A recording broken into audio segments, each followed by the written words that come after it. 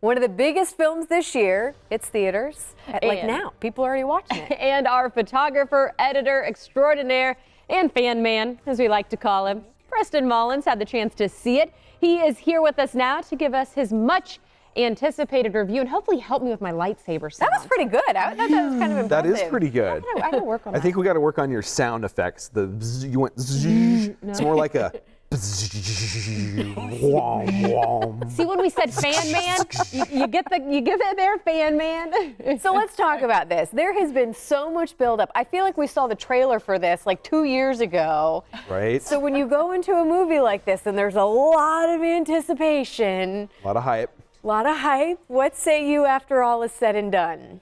I wish I could say that I absolutely loved it. Okay. I think it just fell short for me. Just a little bit, but you're a Star Wars fan, I'm a Star right? Wars fan. So as a Star Wars movie, it was fun to go see Star Wars and lightsabers and space battles. And I just think that it lacked in story. Okay. And I think we're just being bombarded with a lot of little subplots, and there are a lot of special effects, and the movie's longer now, and there's so many characters, and they have to tell everyone's story. And I think what I like about the original trilogy is, the family drama, Luke Skywalker, Darth Vader. And the best moments in this new one were with Luke Skywalker and Rey, one of the main characters, and Kylo Ren. When the movie focused on them, it was really good. Everything going on around them, though, it was just like...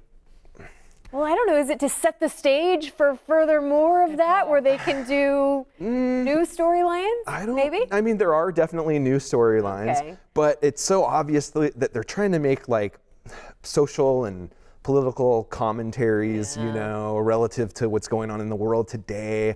And, even there's a lot of silly humor in this one. You like silly humor, I do. though, Preston. I mean, I know, I'm a joker, but it's Star Wars, you know? And there's a joke in the movie that's totally based on that, like, can you hear me now? Can you hear me now? Joke. And it just took me out of the moment. It's like, I mean, this is a long time ago in a galaxy far, far away, right? This isn't Earth. This is, all that being said, there were still great moments in this movie. And I can't wait for the next one, I will say that. So you brought up the early trilogy that I was familiar with back in the 80s. And with that said, I always loved like the Ewoks. That was always my favorite. Whatever film they were in, I don't even know. Whatever film they were in was my favorite. Yeah. Where does this one stack up in the course of Star Wars and the whole? Well, I think one of the characters I'm so interested is Rey, and where did she come from? Is she related to Luke? Is there a big revelation? Not really. I'm hoping for that, and they don't really tease to that or anything. So I'm not sure is the next one just going to be more of the rebels running from Kylo Ren? Is this all just about the rise and fall of Kylo Ren? I don't know. So we'll have to wait. Right. Well, you said you found a really interesting clip with George Lucas, right? Yes. So now this is to touch on special effects. I mean, today we're just being bombarded with special effects and lack of story. And so here's a little clip of George Lucas kind of talking about that.